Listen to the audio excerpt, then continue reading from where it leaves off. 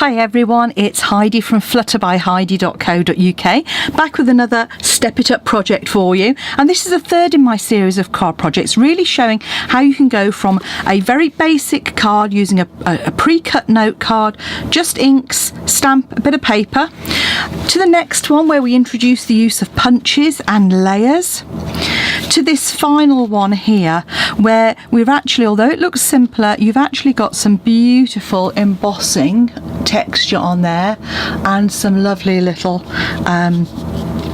little rhinestones to add a bit of bling as well. So these are my original ones that I made in the lovely blueberry bushel and in colour and very vanilla, because note cards come in very vanilla as well as whisper white. And then I'm remaking these in Highland Heather and Whisper White, just to show you that you can use whatever whatever your colour preferences are. They look equally as stunning. And of course it's made very easy because we've got this fabulous punch that coordinates with a lovely stamp set, a great stamp set that actually includes both sentiments and images, and they're images that are perfect for colouring as well. So in this one, as I've said, we're using embossing folder. So this is what you have. If you have a big shot or a similar machine, you can pop things inside this folder, put it through, and you get a lovely textured effect. So let's crack on with the card. And you're going to start, I'm going to work in centimetres today, inches will be on my blog, but you need a piece of card that is 14.5, which you'll see on the top here, 5 3/4 inches, by 20 centimetres, which is 8 inches. And you're going to score at 10 centimetres. And that just creates our card blank. Stretches the fibres, which means when we fold it, we had a lovely smooth fold without any nasty cracks appearing as well.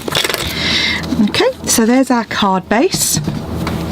Stampin' Up, of course, do fabulous envelopes that match with them, which we decorated last time, and it's just a way of finishing off your cards, so when they arrive in the post, somebody knows that a lot of trouble's been gone into that.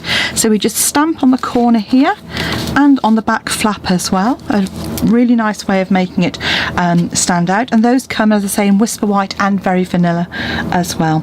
Once you've created your card base, then we're going to use our embossing folder, and I'm not going to show you how to put it through, but what I am going to talk about is the sandwich. So for those of you with a big shot, you know that the sandwich is the layers that we use to create our card. So we've cut our cardstock, which I've done already, and I've cut that, you'll see there, to 8.5 centimetres by 13 centimetres, and I've done a layer which is 13.5 by 8.5 centimetres, 9 centimetres even. Yep, 9 centimetres. Okay, so that's going to create my nice border around my card, like so. Just a couple of millimetres, nice and narrow. And you're then going to pop it into this folder. Now this is a dynamic impressions. This means it's thicker than usual. You can see here, this is quite a thick plastic. And you're going to pop your card in and decide which side you want up. I want the kind of puffed cushion effect on the top. So the way I do this is with this pattern, because it's a regular pattern, you want to make sure that it's nice and even on your card. So I use the little squares, which you can probably just see, to kind of make sure it's lined up square, and then I just eyeball it so that it's kind of evenly in the middle. Fold, don't move your card as I've just done. Fold it over the top and have a look and kind of go, right, does that look as if it's square in the folder? Yes, it does. And then because it's dynamic, you just use your base platform, your cardstock and folder, and one of the plates. Remember, when you're using your big shot, that's going to go through now, you never have to force it. If you're having to force it, it means your sandwich is wrong. And you will break your folder. So this then, having put it through, you can see in seconds you've got a beautiful embossed piece. So that's our piece of cardstock. You're then going to layer that. Look at me, I've got dimensionals on the back of everything. That's quite fortunate because I will be needing dimensionals in a minute, but there we go. And I'm going to use some snail. Now you can use whatever glue you prefer. I find snail works absolutely fine. Don't forget, you don't need to press hard with snail, it just rolls out. And then you just pop that on there to create that beautiful little border. Like so. I'm then going to add some dimension, which is just as I've got dimensionals. Can't find my big ones. Nope, they've gone a walkabout. So again, dimensionals. As I say in my class, you do not need to cover the back of your card with dimensionals to give it some dimension. You just add, one in the corner and one in the middle. Because they're little ones, I'm going to add an extra one, like so. That is then ready to go on the front of your card. We might also want to decorate the inside of our card, so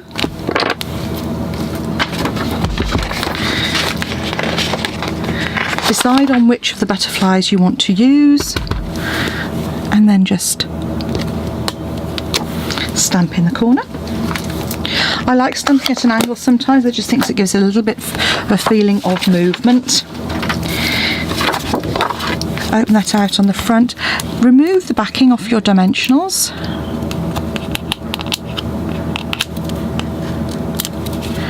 If you're struggling with that, if you haven't got nails, then use your pokey tool.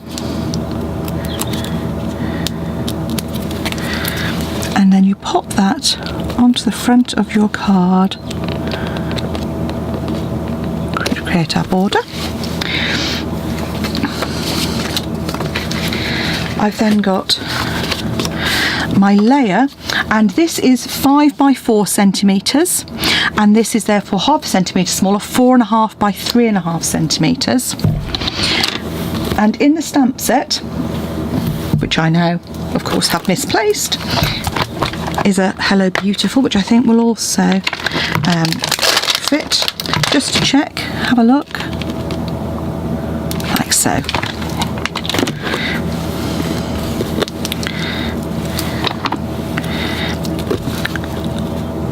Grid paper, it's not essential, but I do find it really, really useful because it means I can line things up. As I've said before, I'm really rubbish at getting straight lines. I think it must be to do with my balance being so rubbish. Used to be good, not so much anymore. And then, again, it means you can pop that in there. Hello Beautiful on the top. I'm being a bit frugal here with my just using a bit of scrap paper, because that means that I can keep my grid paper for my next project that I video, and it also keeps it a bit clearer for you to see. So add this to our cardstock, like so. That can then be popped up on some dimensionals onto the front in the centre of our card. And what we're then going to do is we're going to punch and stamp and punch some of the butterflies. Just one in each corner is absolutely fine for a small sentiment. So pop this in the middle, and we're then going to surround those. And then once we've done that, we'll add our bit of bling. So again, just pop that in the centre. So, and then Stampin' Up! Dimensionals really are really sparkly. I probably don't use as many as I should. This is the old style ones. Here's the new style packaging. You can see here, which I have plenty of. But I'm trying to be good and use my old stock as well. But I haven't had a strip handy. And then all you do is just take those off with your pokey tool, and I've just popped them in onto those where those little tufts meet, and they come in different sizes, so you can really please yourself. And I have to say, the one time I do use sparkles is if I've made a bit of a boo-boo. So There we go. I put 3 on each of those. 3s or 4s work equally well depending on the positioning of your sentiment. Then all we're going to do is come in with my block. This is my temporary ink pad. So I've just dabbed a block onto there. That saves getting the inside of our ink pad all messy. And then I'm just going to come from the centre out of each of these. And a blender pen, as I've said before, really can be used to create sort of a marker pen for any colour that you happen to want.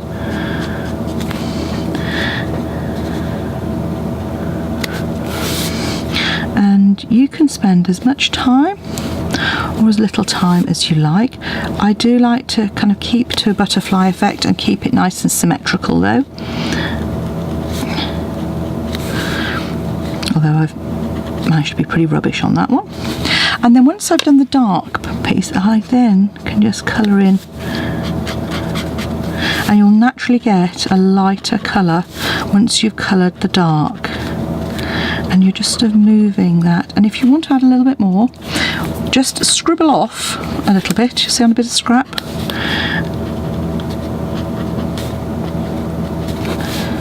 and that just gives you a bit more colour and movement, so you can get quite a bit of shading without doing very much work at all. And if you just make sure that you kind of repeat whatever you're going to do with one on the other side. Once you've done that, take a punch, lines up beautifully. Now remember, I said ideally you want to be punching on your desktop if you can. It also means you can spot those pesky butterflies as they flutter by. And then we're just going to put some glue, and you can use glue dots or you can use a bit of your tape runner if you're careful. It doesn't matter which. Just pop those, and obviously I've done a Blue Peter moment for those of you in the UK. Here's some I prepared earlier. And you can do as many or as few as you like, but again, rule of 3, odd numbers work well in groups. So I'm just going to put 3 on here, and then but with 1 on the opposite end. And there we have a pretty card, and if you want to, you could always add a bow to that. Just a nice simple bow. Flip that over so that it lies a little bit flatter. If you take it down small and then pull, just keep teasing it until it's the size that you want.